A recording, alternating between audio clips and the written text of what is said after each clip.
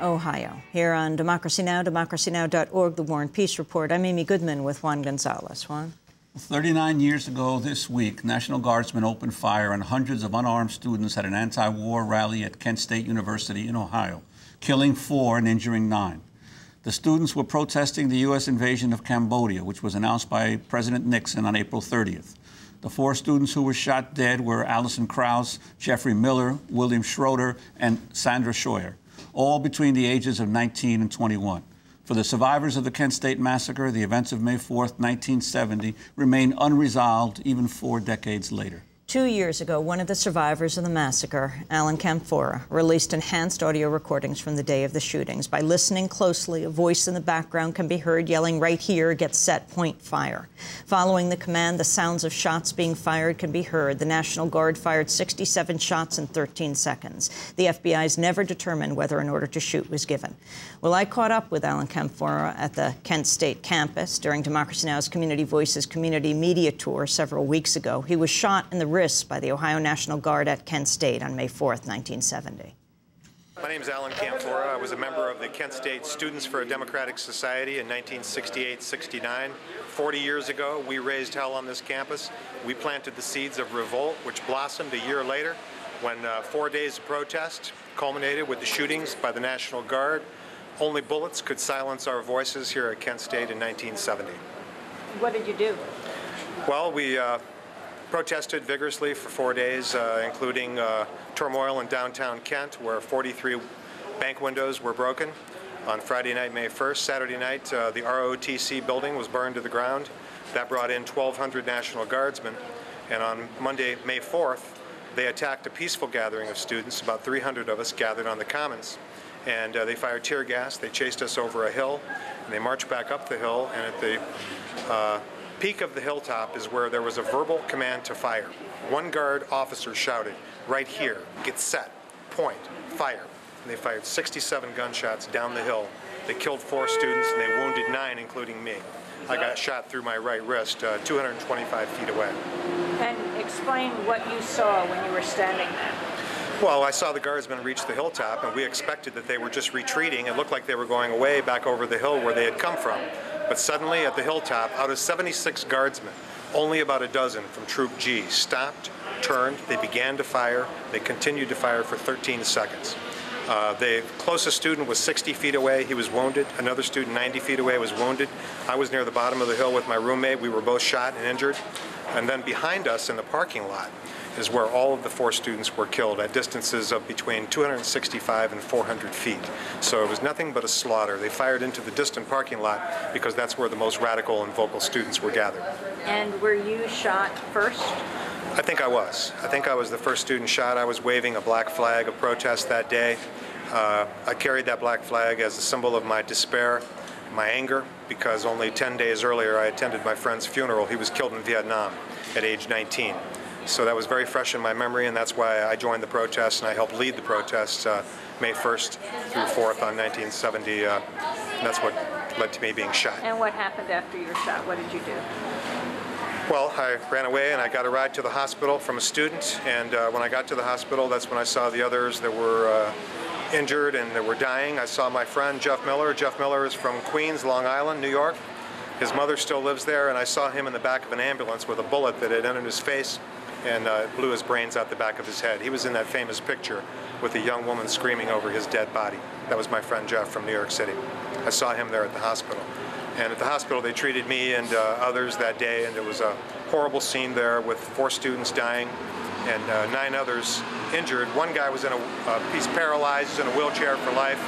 Another guy lost half his stomach. My roommate lost part of his foot. So those were very serious injuries of those who survived.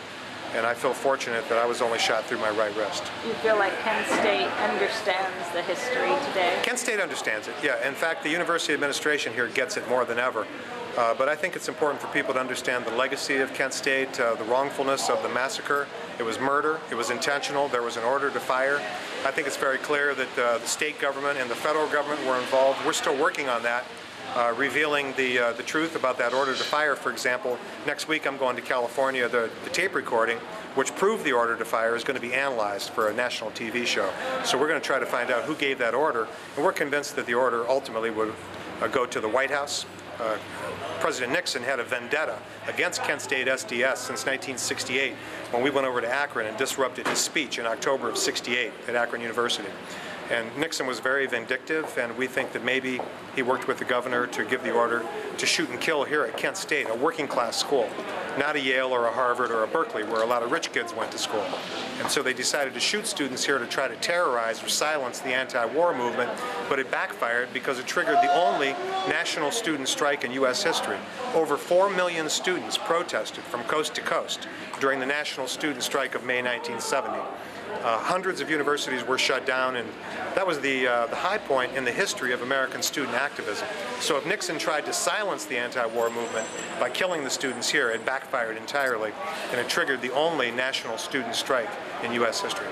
Alan Canfora, one of those shot at the Kent State massacre. 2 years ago, he released enhanced audio recordings from the day of the shootings. Again, by listening closely, you can hear a voice in the background saying, "Right here, get set, point, fire."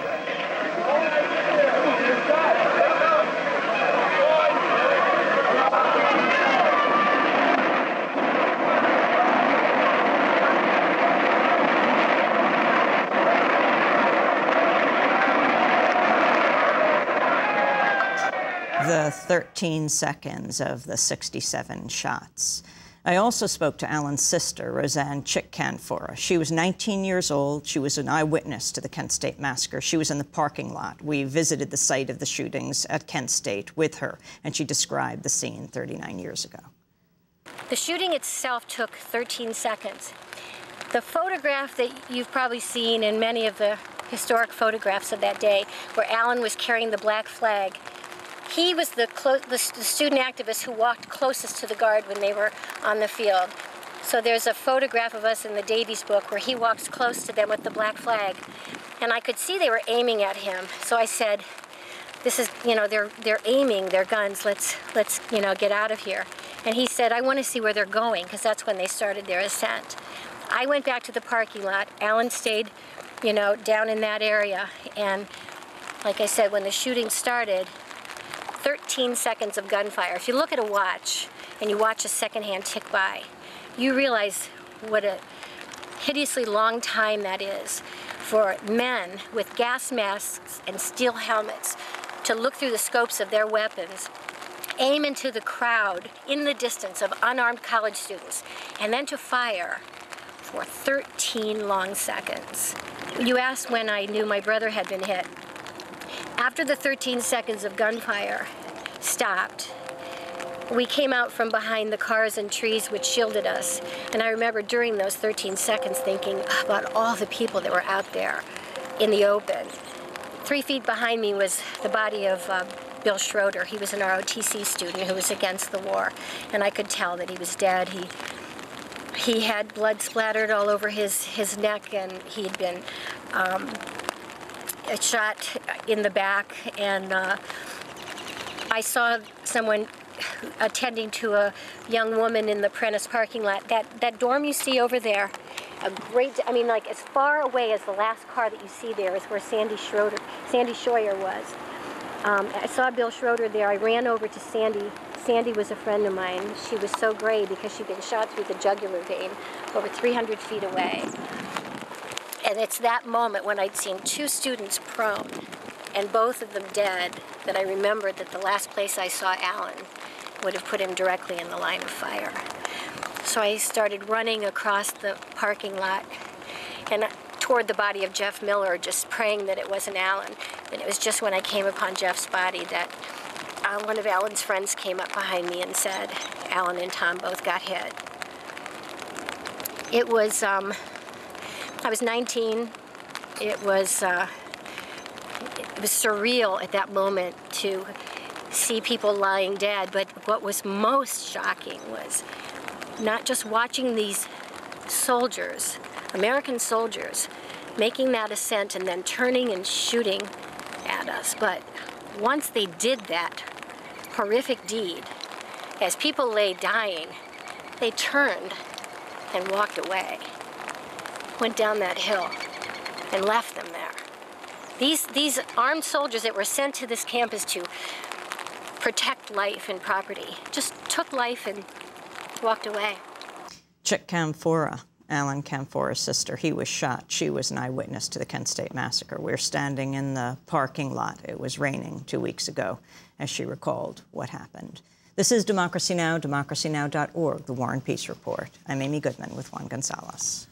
Well, the Chinese government has put the number of dead and missing school children from last year's devastating Sichuan